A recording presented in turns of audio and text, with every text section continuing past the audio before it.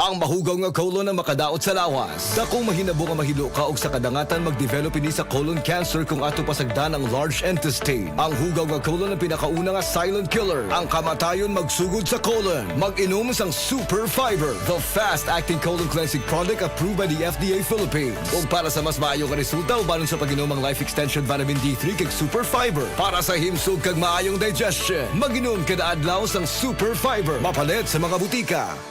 That portion was brought to you by Omega Painkiller. Gising pisong laki lang ang kailangan. Works in as fast as 30 seconds. Ang aking hashtag, kasangga sa aray. Subay sa panuki-nuki gikan sa Enero hangtod sa Setyembre tuig 2022. 6.4% sa mga Pilipino ang diabetes mellitus mo'y hinungdan sa kamatayon. Ang akong gipamati, malipong ko, taas akong sugar. Daghan jud kayong pasalamat sa Koy Herbal Capsule. Ang akong sugar ni minus 9, imbis 200, nahimo na lang 180. Nawa nang akong panglipong. Inom kanunay sa The Original Koy Herbal Capsule. Makatulo sa usa ka adlaw. Aprobado sa FDA. No approved therapeutic claims. Tandaan ang mga tipid tips para mapanatiling mababa ang konsumo ng kuryente at komportable ang pamumuhay ngayong tag-init. I-schedule ang pagplansya ng isang beses sa isang linggo.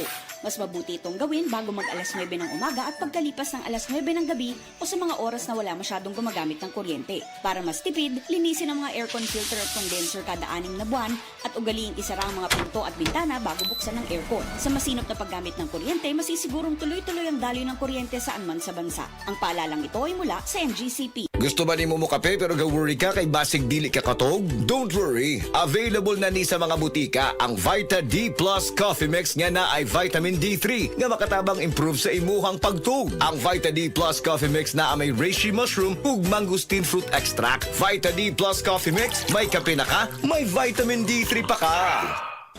Day andak, nga masulubon man ka ng naong nimo? Naluoy manggug ko ni Lolo, Papa Rans. Mitukar na po ang iyang hubak ko grayoma. Mitaas pag yan ang iyang blood sugar. Lakaw dayon nga do sa butika. Pagpalit dayon og Biotrof Herbal Capsules. Sigurado kung dako kinigi katabang para mahupay ang gipamatay nga balatian sa imong lolo. Tungod kay ang Biotrof, bantugan na kaayong makaalim sa mga nagkalain-laing suliran sa panglawas. Sud na sa dugayng panahon. Papa Rans, okay na kanya kong Lolo. Salamat kayo sa Biotrof Herbal Capsules, the Wonder Food Supplement. Biotrof Herbal Capsules. Mapalit sa mga butika nga naa sa inyong dapit. Oras, gihatod kaninyo sa EXL Magkabuhay. Buhay at makulay ang buhay sa EXL Magkabuhay. Markoleta sa Senado. Markoleta sa inyo'y magseserbisyo. Manlalagot ang mga mapangabuso. Markoleta sa Senado. Iboto Dante Marcoleta for Senator number 38.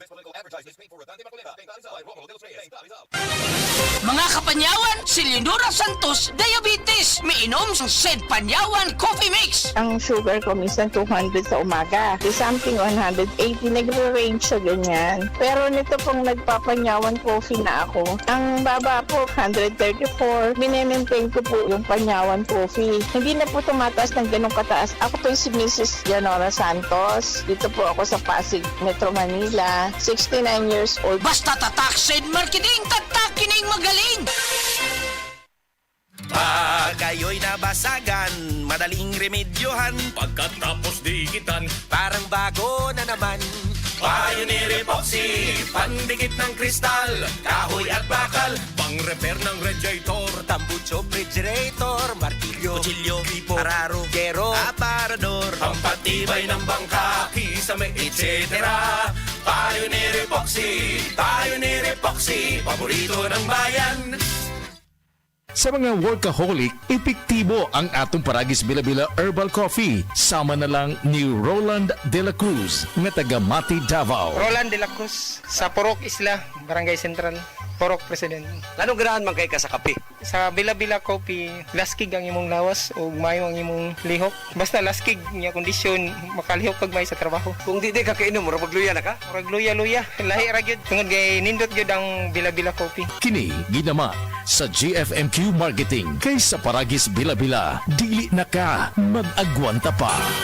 Ako si Radyoman Benji Tanghian, kining balita hatod kanato sa Paragis Bila-Bila Herbal Capsule na ilhan isip herbal nga kapsula nga makatabang og daghang benepisyo sa kalawasan. Mao kini ang all-in-one nga herbal. Makahatag og kaayuhan sa ato ang mga selula sa lawas, makatarong sa nindot nga flow og limpyuhan ang imuhang dugo nga modagkayday sa ato ang kasing-kasing. Ug karon sa atong balita. Moabot sa gatusan ka mga temporary operators permit kun TOP ang naisyo sa Land Transportation Office Central Visayas atol sa kampanya sa kaluwasan sa miaging Semana Santa. Ang LTO7 nitapos silang Road Safety Initiative Uplan Biyahing Ayos, Semana Santa and Summer Vacation 2025 ngadto nga Abril 22 nga nag-isyu og gatusan ka mga TOPs ngadto sa mga motorista tungod sa nagkalain-lain na kalapasan diha sa kadalanan. Sumala pa nga gikan sa Abril 11 hangtod sa Pitsa 22 ang ahensya nakahatag og 68 ka manual TOP ug 93 ka electronic TOP. Kini ang gibutyag ni LTO7 Regional Director Glenn Galario. Kasagaran sa kalapasan mao ang paglapas sa Republic Act 4136 and Traffic Code gisundan sa paglapas sa Republic Act 8750 na nagmando sa paggamit og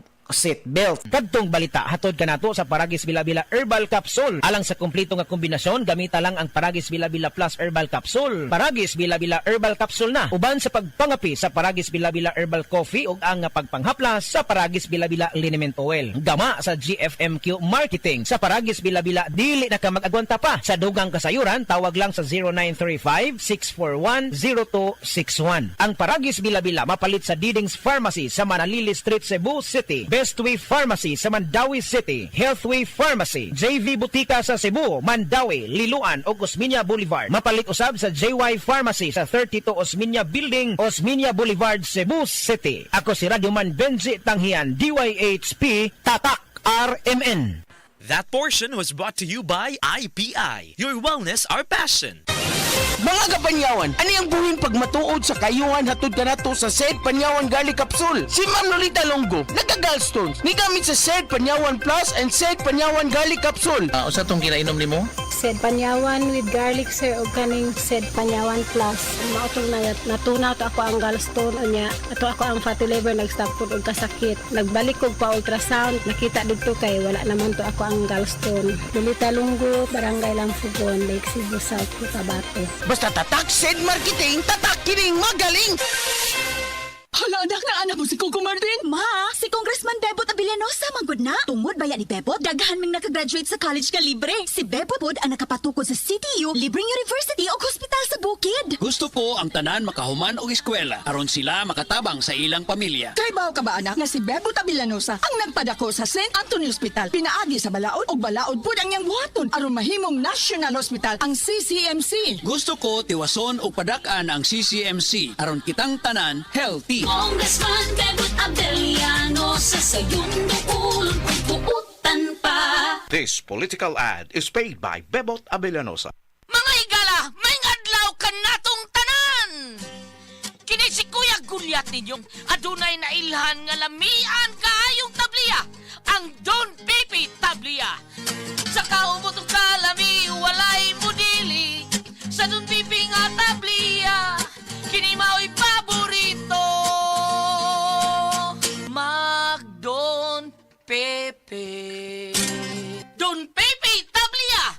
Charap ni Bay! Kung makatilaw ka, magpangita ka! Iboto sa party list. 59 sa balota. Bayan muna! Mga kaigsuunan, daghan ang pamilya ang gigutom ug ang mga hakog nag-usik-usik sa kwarta sa katawhan. Silutan ang mga kurapot sa gobyerno. Huwag tangon ang dili makatarungan ng buhis sa tubig, kuryente o lana. Ako di ay si Kaloy Zarate, ang ikaduhang nominado sa Bayan Muna Party List. 59 sa balota. Bayan muna! Political advertisement paid for by Bayan Muna Party List. Block 25, Block 34, Gabriel Street, New Capital, Exit 1, Batasan Hills, Quezon City. Pagbasa sa 10 kabanata ng Aklat ni Juan, ang talinhaga tungkol sa pastol, talata 1-42. Pakatandaan ninyo, ang pumapasok sa kulungan ng mga tupa nang hindi sa pinto nagdaraan kundi umaakyat sa di dapat pagdaanan ay magnanakaw at tulisan. Ang tunay na pastol ay sa pintuan nagdaraan. Pinapapasok siya ng gwardya at pinapakinggan ng mga tupa ang kanyang tinig. Tinatawag niya ang kanyang mga tupa sa kanilang pangalan at inilalabas sa kulungan. Kapag nailabas na, siya ay nangunguna sa kanila at sumusunod naman ang mga ito sapagkat kilala nila ang kanyang tinig. Hindi siya sumusunod sa iba kundi patakbong lumalayo sapagkat hindi nila kilala ang tinig ng iba. Sinabi ni Jesus, ang talinhagang ito ngunit hindi nila nauunawaan ang ibig niyang sabihin. Kaya't muling sinabi ni Jesus, "Pakatandaan nyo, ako nga ang pintuang dinaraanan ng mga tupa. Ang mga nauna sa akin ay mga magnanakaw at mga tulisan, ngunit hindi sila pinapakinggan ng mga tupa. Ako ang pintuan. Ang sinumang pumapasok sa pamamagitan ko ay maliligtas. Papasok siya't lalabas at makakatagpo ng pastulan." Dumarating ang magnanakaw para lamang magnakaw, pumatay at manira. Naparito ako upang ang mga tupa ay magkaroon ng buhay, ng isang buhay na masagana at ganap. Ako ang mabuting pastol. Iniaalay ng mabuting pastol ang kanyang buhay para sa mga tupa. Ang bayaran ay tumatakas kapag may dumarating na asong gubat. Iniiwan niya ang mga tupa, palibas ay hindi siya pastol at hindi kanya ang mga ito. Kaya't sinusunggaban ng asong gubat ang mga ito at binubulabog. Tumatakas siya, palibas ay bayaran lamang at walang malasakit sa mga tupa. Ako nga ang mabuting pastol, kung paanong kilala ako ng Ama at siya kilala ko, gayon din naman, kilala ko ang aking mga tupa at ako'y kilala nila. At iniaalay ko ang aking buhay para sa aking mga tupa. Mayroon akong iba pang mga tupa na wala pa sa kulungang ito. Kinakailangan sila'y ipasok ko rin at papakinggan naman nila ang aking tinig. Sa gayon magiging isa na lamang ang kawan at isa ang pastol. Dahil dito'y minamahal ako ng Ama, sapagkat iniaalay ko ang aking buhay upang ito'y kunin kong muli. Walang makakakuha ng aking buhay kung sa ko itong ibinibigay. Mayroon akong kapangyarihang ibigay ito at kuning muli. Ito ang utos na tinanggap ko sa aking Ama. Dahil sa mga pananalitang ito, hindi na naman nagkaisa ng palagay ang mga Hudyo. Marami sa kanila nagsabi, talagang sinasapian na ito ng demonyo at nababaliw. Bakit ba kayo nakikinig sa kanya? Sinabi naman ng iba, hindi nakakapagsalita ng gano'n ng isang sinasapian ng demonyo.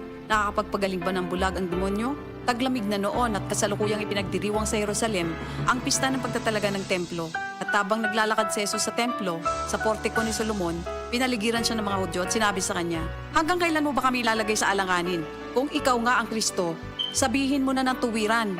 At sumagot si Jesus, "Sinabi ko na sa inyo, ngunit ayaw ninyong maniwala. Ang mga ginagawa ko sa pangalan ng aking Ama ay nagpapatotoo tungkol sa akin. Ngunit ayaw ninyong maniwala sapagkat hindi kayo kabilang sa aking mga tupa. Nakikinig sa akin ang aking mga tupa. Nakikilala ko sila. Sumusunod sila sa akin. Binibigyan ko sila ng buhay na walang hanggan. Kailan may hindi sila mapapahamak at hindi sila maaagaw sa akin inuman. Ang aking Ama na siyang nagbigay sa kanila, sa akin, ay lalong dakila sa lahat at hindi sila maaagaw ni inuman sa aking Ama. Ako at ang Ama ay iisa." Ang mga pinuno ng mga Hudyo muling dumampot ng bato upang batuhin siya. Kaya't sinabi sa kanila ni Jesus, "Marami akong mabubuting gawang ipinakita sa inyo mula sa Ama. Alin ba sa mga ito ang dahilan at ako'y inyong gustong batuhin?" Sumagot ang mga pinuno ng mga Hudyo, "Hindi dahil sa mabubuting gawa kaya ka namin babatuhin, kundi dahil sa paglapastangan mo sa Diyos, sapagkat nagpapanggap kang Diyos, bagamat tao ka lamang." Tumugon si Jesus, "Di ba nasusulat sa inyong kautusan? Sinabi ko, mga Diyos kayo." Mga Diyos ang tawag ng kautusan sa mga pinagkatiwalaan ng salita ng Diyos at hindi maaaring ipawalang bisa ang sinasabi ng kasulatan. Ako'y pinili at isinugo ng Ama. Paano ninyo ngayon masasabing nilalapastangan ko ang Diyos? Dahil sa sinasabi kong ako ang anak ng Diyos? Kung hindi ko ginagawa ang mga pinapagawa ng aking Ama, huwag niyo akong paniwalaan.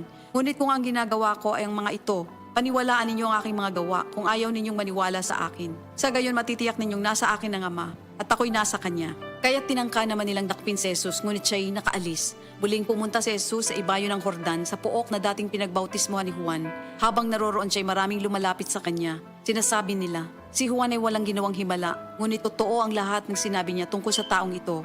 At doon, maraming sumampalataya kay Jesus. Ito ang salita ng Diyos. Prostate cancer, ang delikado ug mamatay ni nga sakit nga cancer sa mga lalaki. Mag Life Extension Vitamin D3 na mo. Rekomendado sa mga medical doctors. Aprobado sa FDA Philippines ug FDA USA. Suklan nato ang prostate cancer. Mapalit sa mga butika.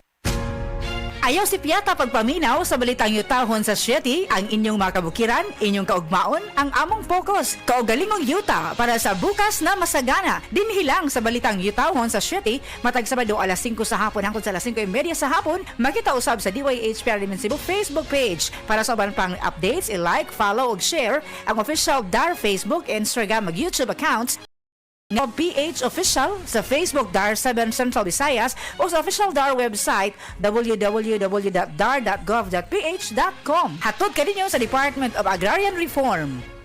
Igala, nakakape na ka? Kay mo na ba ka nga nibalik na og available na sa mga butika ang imong paborito nga pinakauna nga kape nga na ay vitamin D3, reishi mushroom ug ganing mangosteen fruit extract? Kini ang Vita D Plus Coffee Mix, ang kape nga para sa ikamayong lawas nimo. Vita D Plus Coffee Mix, may kape na ka? Na ay vitamin D3 pa ka.